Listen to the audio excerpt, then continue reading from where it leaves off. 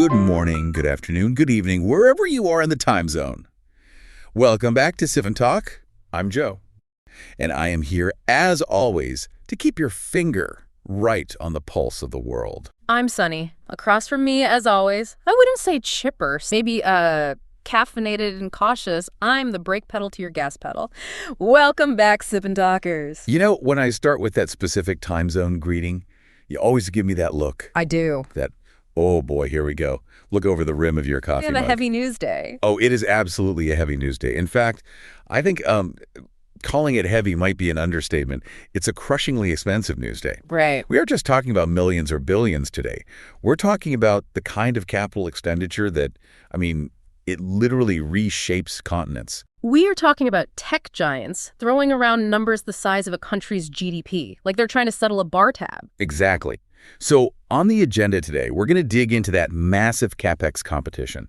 We're talking Amazon, Google, all of them. Then we have to talk about why the macro data is giving everyone a massive headache. The contradictions. The contradictions between what the Fed is saying and, what your grocery bill is saying.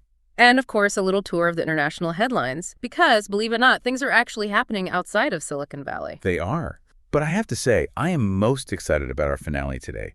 We got a listener question all the way from Taiwan that is so good, so layered, and honestly, so tricky. We decided to give it its own full segment at the very end. It's a heavy question. It is. The listener wants to know, why does the Kuomintang, the KMT in Taiwan, always seem to be in lockstep with the Chinese Communist Party, the CCP? Yeah. It's a question that forces you to peel back, 100 years of history? You have to follow the money, understand political identity. It's a lot. It's going to be a fascinating, let's call it a remedial lesson for anyone who hasn't been following cross-strait politics closely. Before we get to the Taiwan Strait, we have to talk about the wallet-busting numbers right here in the U.S. All right, let's start with the news. Let's do it. Okay. So segment 1, the AI arms race. Or, as I scribbled in my notes this morning, where on earth did all the money go? Right. It is February 2026. We've been on this AI hype train for a few years now. But this year, it just feels different, doesn't it? It does. It really does. Up until now, a lot of the AI talk was vision. It was, PowerPoint decks and cool demos. Right. But 2026 is the year the bill comes due. It's not an R&D project in the corner anymore. It's a full-blown industrial arms race. The sticker shock is... Yeah. It's real. We looked at the numbers for the big four, so Amazon, Alphabet, Microsoft, Meta. Their total capital expenditure, their CapEx, is hitting a historic peak. Hit us with the number. $650 billion. 650 billion. With a B. Let's just sit with that for a second. That is larger than the GDP of Sweden. It's larger than the GDP of Belgium. It's an astronomical amount of concrete and silicon and copper wire. I think you asked me backstage if Amazon was building a great wall of cloud. I did. And honestly, it's not a bad analogy. It feels like they're building the pyramids, but for data. So let's zoom in on Amazon because their earnings call with CEO Andy Jassy this month.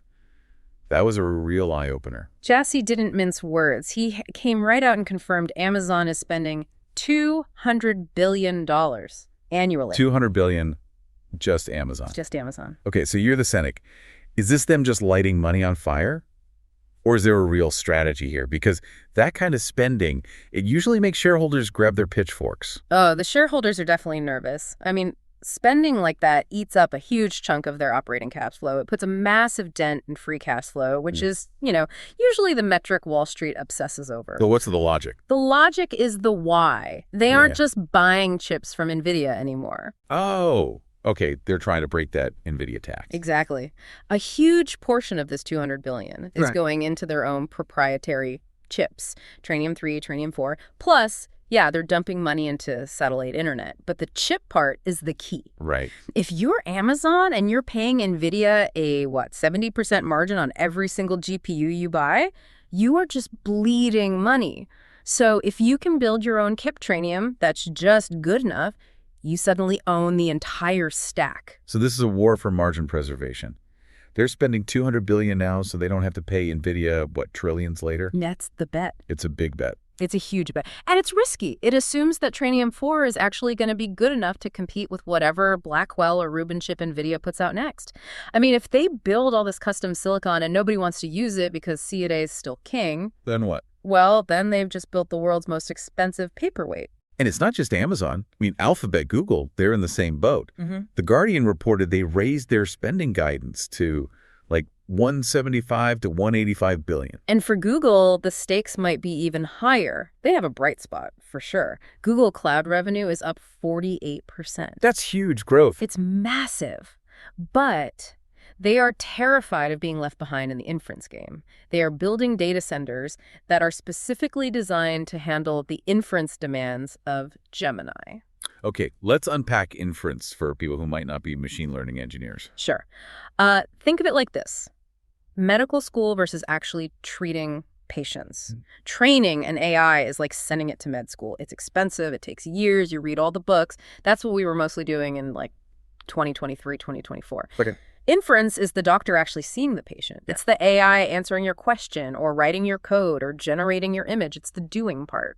And in 2026, we have billions of patients asking questions every single day. Exactly. Google expects the volume of queries inference to just explode. So they're building the hospitals, the data centers to handle all that traffic. Yeah. If they don't build them and you ask Gemini a question and it takes 30 seconds to load, You just go to ChatGPT. you go to ChatGPT, game over. You know, it really feels like the railroad boom in the 19th century. Everyone is just rushing to lay down track. That is my absolute favorite historical analogy for this moment. In the late 1800s, there was this absolute frenzy to build railroads across America. Companies went bankrupt, fortunes were lost, people laid tracks to literally nowhere. But eventually, the infrastructure was there. But here's the kicker with that analogy. The railroad companies didn't always make the most money. No, they didn't. A lot of them went bust. The people who made the real fortunes, they were the ones who used the railroads. The department store. The department stores, Okay. Sears, Roebuck. They used this new cheap distribution network to sell goods to absolutely everyone in America. So the trillion-dollar question for 2026 is, who is the Sears Roebuck? Who's the department store? We have Amazon and Google building the most expensive train tracks in human history. But who's selling the goods on top of it? That is exactly the right question. And, that transitions us perfectly into our next segment because the nature of the goods, the software itself, is having a fundamental identity crisis. Segment 2, the software industry crisis. And, crisis is not too strong a word here. We have to talk about Anthropic. They just released Claude Opus 4.6. This release was the catalyst. This is the thing that woke everyone up. The stats on it are just wild. The system card shows it leads the industry in financial and legal reasoning. They use this GDP Valet test, and it's just crushing it. But the one feature that has everyone sweating is called computer use. Computer use. It sounds so innocuous, right? It sounds like a class you take in middle school. Like Introduction to Computers 101. But it's actually terrifying for the old guard of software. This is the AI's ability to operate software exactly like a human does. It moves the cursor. It clicks the buttons. It types in the fields. Whoa. So if I need to file a compliance report or something, I don't have to log in and navigate all the menus and type everything out myself. Nope. Yeah. I just tell Claude, file this, and it literally uses the software for me. Right. And now think about what that does to the business model of a company like, say, Salesforce or Workday. BlackRock just put out a fascinating analysis on this. They're calling it the death of headcount billing. Traditionally, software companies love headcount billing. It's the dream. You're a company with 500 employees. Great, you need to buy 500 seats or 500 licenses for our software. And it doesn't matter if employee number 402 only uses it once a month, you still pay for the seat. But with Claude Opus 4.6. If you have one AI agent doing the work of 50 junior analysts, you don't need 50 human seats anymore. You might need one seat for the AI, or maybe you just access the software through an API. So the model shifts from headcount to token. You just pay for the computing power, the tokens that the AI uses to do the job. Exactly. It's the API economy. And for a company like Salesforce, whose entire stock price is built on that predictable recurring revenue of selling human seats, that's a disaster. It's a code crisis. Wow. The department store isn't selling to humans anymore. It's selling to robots. And robots buy things very, very differently. It's automating the user, which is, it's efficient, sure, but it leads us to a kind of a darker place. If the robots are doing the clicking, and the robots are doing the thinking, what are we doing? And that brings us to segment 3, the macro picture, specifically involving the Federal Reserve and human brain atrophy.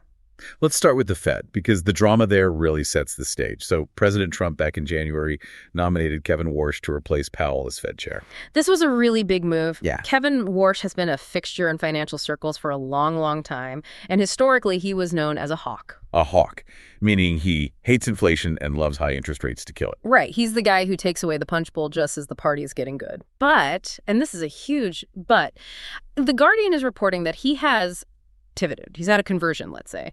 He is now arguing that this AI productivity boom, the one we were just talking about, is going to crush inflation naturally. So his logic is AI makes everything cheaper and more efficient, so prices will fall on their own. Therefore, we can cut interest rates now before the inflation actually drops. Preemptive rate cuts based on the promise of AI deflation. That sounds convenient. Critics would say it's politically convenient. They argue he's just bowing to White House pressure.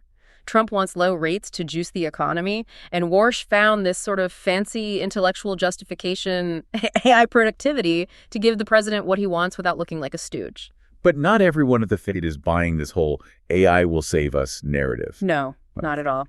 Raphael Bostic, the Atlanta Fed chair, he's the voice of reason here, or the wet blanket, depending on your point of view.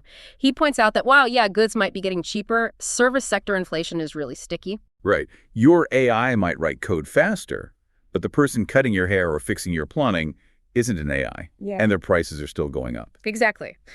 Bostic sees 2.5% inflation sticking around for 2026. He's basically saying, if you cut rates now, you risk reigniting that fire.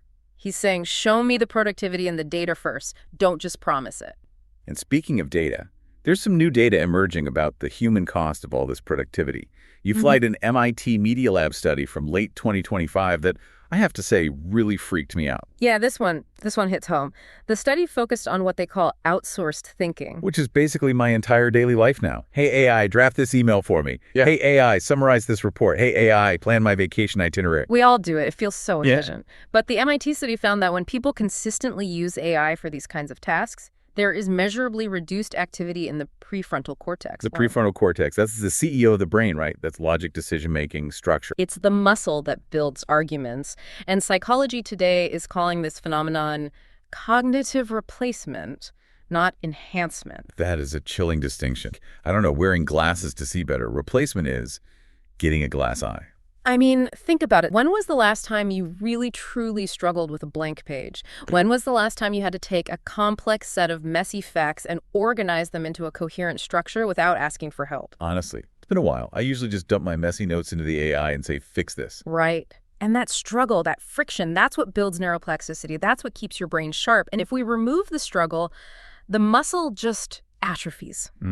We are building a $650 billion cloud infrastructure to do our thinking for us, and in the process, we might be forgetting how to think for ourselves. It's like how nobody knows how to read a paper map anymore because of GPS. But this time, it's for logic. Exactly. We're losing our cognitive map reading skills. Well, if our brains are turning to mush, hopefully our portfolios are doing okay. Let's shift to segment 4, investment outlook for 2026. Where's the smart money going now? The smart money is pivoting. For the last 2 years, the trade was simple. Buy infrastructure. Buy the people making the shovels for the gold rush. Buy NVIDIA. Buy the chip fabs. And now? Now that trade is getting crowded, the pivot is towards application and agents. The market is basically saying, okay, you built the railroad, now show me the Sears Roebuck. So how do we measure success? It used to be just, are you saying the letters A and I on your earnings call? Hey, that doesn't fly anymore. The new metrics are hard financial data, ROI, return on investment, and FCF free cash flow. And if you're spending billions on AI, show me the actual cash it's generating. And for the bots themselves. The metric is daily active agents, not users, agents. And even more importantly, automation success rate. Explain that one. So if I have an AI agent that's supposed to book travel for my entire company, but it fails 40% of the time and a human has to step in and fix it, that agent is worthless. The market is looking for agents that can actually complete the loop without any human intervention. And this all ties back to the labor market. We keep hearing about the labor shortage because of aging populations in developed countries. That's the hope narrative. The hope is that these productivity dividends from AI will save us from demographics. You know, we don't have enough young workers in Germany or Japan or China. Fine, the robots will fill the gap. But to prove that's actually happening, you said we need to watch unit labor cost. That is the single most important economic chart to watch in 2026. Unit labor cost. If companies are really adopting AI to become more efficient, this number must go down. Go. If they're buying the AI and they're still keeping all the expensive humans, then we're just in a bubble. It's the Solow paradox all over again. You can see the computer age everywhere, but in the productivity statistics. Exactly. All right, let's zoom out from the economics and look at the map. Segment 5, geopolitics. And the theme for February 2026 is very clearly America first with a side of or else. It has been a whirlwind of executive orders. Just a really busy month. The administration is moving fast. So let's start with Iran. Today is February 6th, 2026. Trump just signed new sanctions. But these aren't your grandfather's sanctions. These are what you call secondary sanctions. Okay, break that down for us. A primary sanction is just U.S. companies can't trade with Iran. Right. Simple enough. A secondary sanction is the U.S. turning to the rest of the world, to France, to China, to India, and saying, if you buy oil from Iran, we will sanction you. It's the you're with us or against us model of economics. It completely weaponizes the U.S. dollar and the U.S. consumer market. It forces every country to make a choice. Do you want Iranian oil, or do you want access to the American banking system? You can't have both. That ramps up the tension massively. And we can't ignore the reports about the authorization of Operation Midnight Hammer. It's extremely aggressive signaling, targeting nuclear facilities. It suggests that, patience has completely run out. And on the very same day, we got the America First arms transfer strategy. This is fascinating. The administration wants the U.S. to be the arsenal of liberty, which is a reference to FDR, but with a big twist. What's the twist? They want every single component of every weapon to be made in the USA. So no more global supply chains for missiles. Exactly. They want to prioritize the U.S. industrial base, which is great for jobs in, Alabama and Arizona. But for our allies, it means much higher costs and way longer wait times. If NATO wants gear, they get in line behind the U.S. military, and they pay a premium for that Made in USA stamp. It puts a real squeeze on Europe. And speaking of squeezes, we have the new tariffs on Cuba from late January. January 29th and 30th. The U.S. slapped tariffs on any country that's supplying oil to Cuba. And who is that targeting, really? Primarily Venezuela and Russia. It's a way to strangle the supply chain to Havana. You cut off the oil, you cut off the lights, and you put pressure on the regime. It really feels like transactional diplomacy. Like there are no permanent friends, just permanent deals. That is the perfect description. The old alliances like the Germany-France axis, they're loosening because everyone is just scrambling to cut their own bilateral deal with Washington. It's every nation for itself. Which brings us to our rapid-fire round, segment 6, international headlines. I like to call this the survival game. All right, let's spin the globe. China. The Xi Trump call on February 5th, Xi warned the U.S. to be cautious regarding Taiwan arms sales. And that is diplomatic code for don't you dare cross this line. But while the politicians are talking, the businesses are moving. Oh, huge news in the auto world. BYD has officially surpassed Tesla in annual sales. They are now the global #1 for EVs. That is such a massive symbolic shift. The crown has officially moved to Shenzhen. Okay, let's move to Taiwan. President Lai Ching-te responded to all that tension on February 5th. He emphasized that U.S.-Taiwan relations are rock solid, but, words are cheap. Tanks are expensive. And the tanks are coming. The final batch of those M1A2T tanks is expected to arrive by March. That is some significant hardware. All right, let's hop over to Japan. Japan is in trouble. Prime Minister Sanai Takaichi is facing an election on February 8th. That's 2 days from now. And the main issue isn't foreign policy. It's rice balls. It is always. Fruit inflation in Japan is up 5.1%. People are furious about the price of basic staples.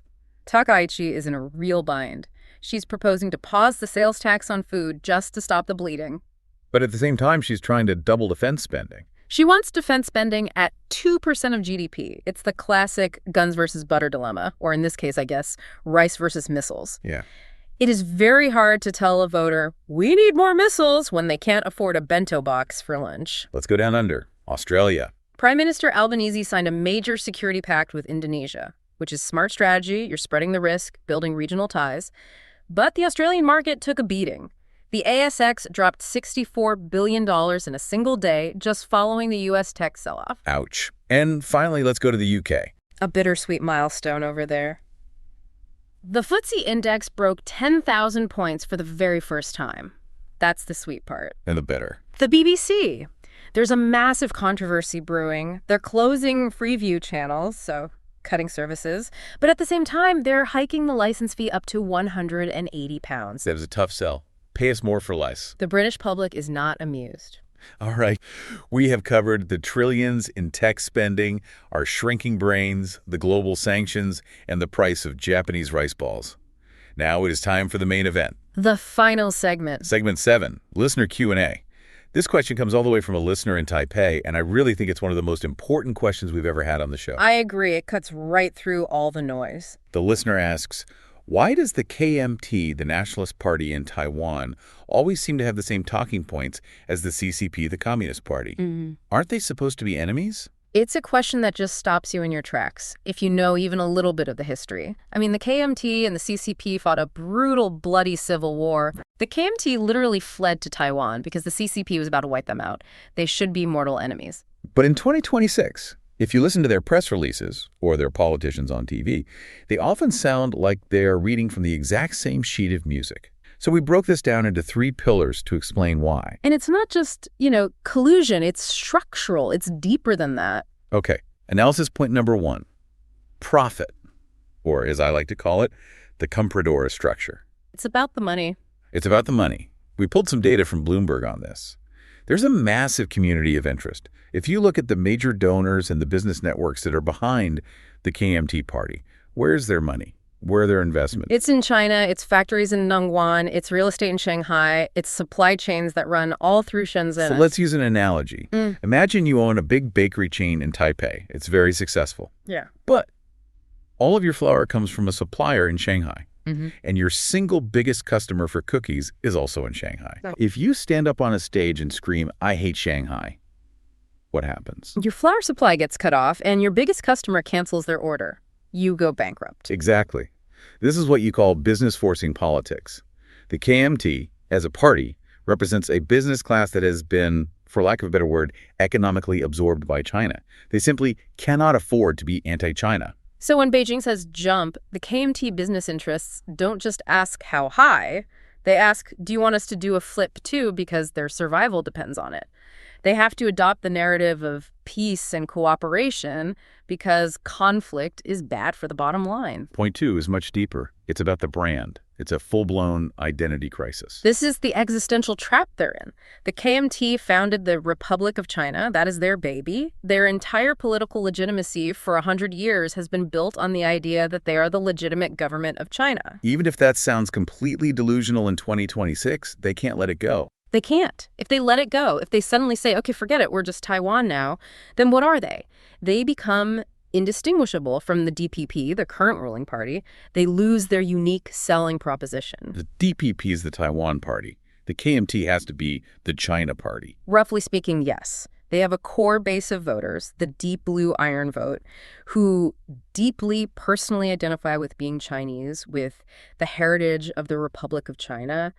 If the KMT abandons the one China concept, even their version of it, they lose their political soul. So they cling to this thing called the 1992 consensus. Right, and the 1992 consensus is this masterpiece of diplomatic ambiguity where both sides agree there is one China, but they conveniently disagree on what that China is. The problem is Beijing has spent the last decade squeezing that definition. So now Beijing says one China means the People's Republic of China, period. And the KMT is still trying to say, no, one China means the Republic of China. But to keep the peace, the KMT has to keep pretending that the consensus still exists, even as Beijing is actively dismantling it. They are trapped by their own history. Which leads us to point 3, historical illusion, or, maybe more bluntly, strategic naivety. This is the one that frustrates historians the most. If you look at the KMT constitution, it still talks about a vision for the mainland. They have this romantic idea that they can sit down and negotiate with the CCP as equals. They think, well, we speak the same language, we have the same culture, we can make a deal. But that completely ignores the history of the 1940s. The KMT lost the Civil War precisely because they underestimated the CCP's United Front tactics. Okay, explain United Front for the listeners. It's a classic CCP strategy. You make friends with your enemy's secondary enemies, you infiltrate their organizations, you smile and you shake their hand, all while you're undermining their foundation from within. Then, when you're strong enough, you just take over. The Washington Post described the current KMT situation as a boiling frog. They think they're taming the dragon by agreeing with it on certain things. But in reality, they might just be opening the door for the dragon. By echoing Beijing's talking points, by saying that the U.S. is the provocateur or that the DPP is dangerously pro-independence, they are literally doing Beijing's propaganda work for them. So to answer the listener's question, it's not just that they like China. It's that their wallets are in China, their entire political identity is tied to the word China, and they are betting their future on the naive idea that they can trust China to play fair. It's a century-old party that is trying to protect its assets and avoid a war. But in the process, they're getting stuck between a rock and a very, very hard place. And relying on your opponent's goodwill for your core narrative means you lose the power to define your own future. Precisely. That was a heavy segment. It was. Class dismissed. Next time I am charging tuition for that history lesson. I'll collect the fees at the door. Yeah. All right, Sip&Talkers, let's wrap this up. It's been an intense one. Trillions in spending, global sanctions, brain atrophy, and the complex tragedy, really, of the KMT. Our mission here, as always, is simple. Objective facts, an international perspective, and independent thinking. We want you to think for yourselves. Please don't let the AI do it all for you. And remember, nothing we've said here constitutes investment advice. Please do your own research before you go out and buy any robots or stocks. And before you go, we have a huge call to action for you all. Please subscribe to Sip&Talk wherever you get your audio. And we have a very special shout out to an old friend of the show. Please, please go support our friend Mickey and his YouTube channel, Mickey to Life. There's some serious drama going on there. Mickey is currently being throttled by the YouTube algorithm. Is he shadow banned? Is it a conspiracy? We honestly don't know. It's a total mystery. But he has a new travel vlog up that is just fantastic. He puts so much heart into his work. Who knows why the algorithm hates him? Maybe he didn't use enough AI keywords. I don't know. Just go give him some love. Search for Mickey to Life. He needs the views to beat the bots. Thanks for listening, everyone. Now go exercise your prefrontal cortex. See you in the next episode. Bye.